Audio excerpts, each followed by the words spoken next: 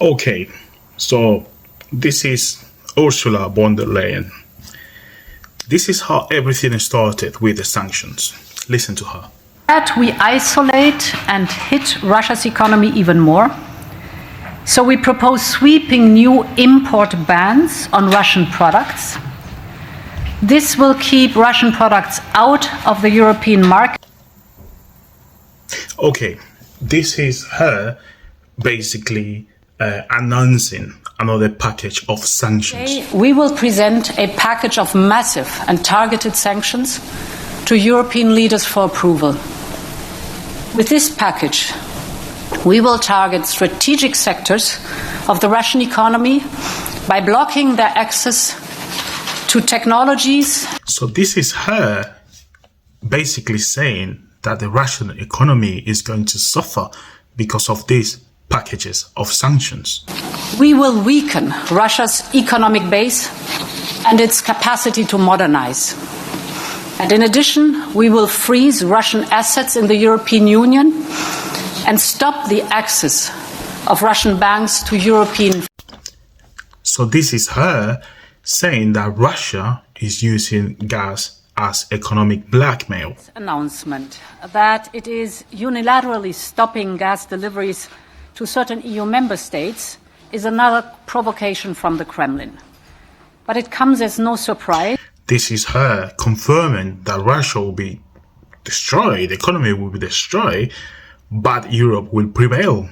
And I stand here with the conviction that with the necessary courage and with the necessary solidarity, Putin will fail and Ukraine and Europe will prevail.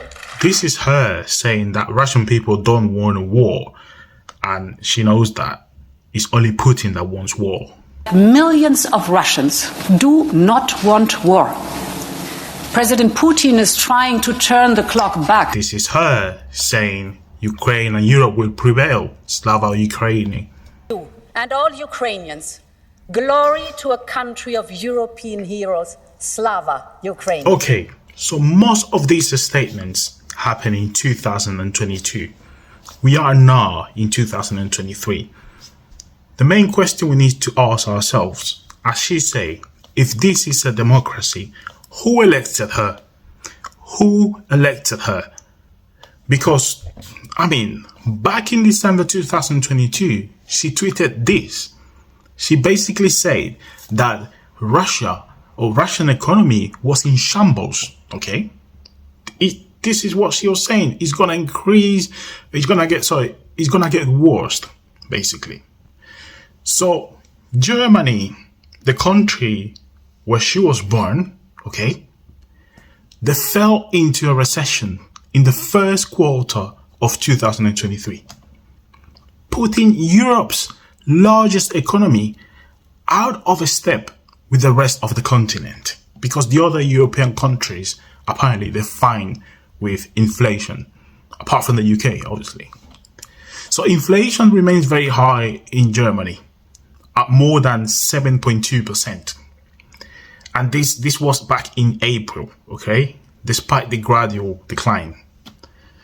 So the top of the list, so the factors that led to this increase in inflation was the price of petrol, okay, the war in Ukraine, the German industry in general, and long dependent on cheap Russian gas. This is what the news are saying. So considerably higher heating costs, despite government subsidies, meant that German consumers were holding back on spending on other things. So what they mean is, like, due to the increase on the price of electricity and gas, people started putting more money on that to survive and less money in, for example, buying clothes, eating outside, or entertainment, okay? So the outlook for the German economy is very good, according to Chancellor Olaf Scholz, okay? He said that to the press. He said the outlook of the German economy is very good, and we are in the process of overcoming the challenges we face. This is shameful. So he's saying this in the face of the German people, who can see how the GDP is contracting. So the expenditure of family is less. They are becoming poorer and poorer. They have to pay more money for energy as well. So the IMF forecast in April, they did say that the German economy activity will contract by 0.1% this year before rebounding by 1.1% in 2024. So maybe in 2024 it's going to grow, but actually this year it won't.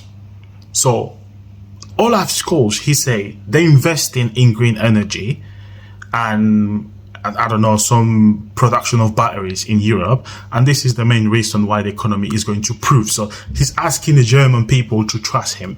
Just like Ursula von der Leyen, she did say Russia this, Russia that, but today the German economy basically fell into recession. An economy that used to be in surplus every single year, okay? An economy that used to lend money to other European countries, today is in recession. So what happened? We thought that the war in Ukraine will basically destroy Russia and nothing will happen to European consumers. But look at what's going on today. It's not only Germany, in every single European countries, many of them are getting subsidies from the European Central Bank, okay? Just to ensure that the population don't pay high gas and electricity prices. But if this wasn't there, people in Europe will be starving today. And what's happening in Russia? They are better than back in 2022. Better than February 2022, basically. So the economy improved. Not only that, they stopped all the negotiations with Europe, well, most, and now they look towards the east, which was the obvious decision. So who elected these people that make such decisions, right, that led Germany to fall into recession? They didn't see this coming, because even a person that is not involved in government or the economy, or it doesn't work in the central bank, they will understand that the decisions that have been taken to basically isolate Russia and to force them to stop the war in Ukraine were wrong, and that the European consumers will be the ones paying for this. Some people still not understanding this. They actually think that this has nothing to do with the war in Ukraine. But we have countries like Germany, well, every country in the European Union basically, giving money for Ukraine, whilst their population are becoming poorer and poorer, are being less able to afford the kind of life they used to afford before. I'll continue informing you.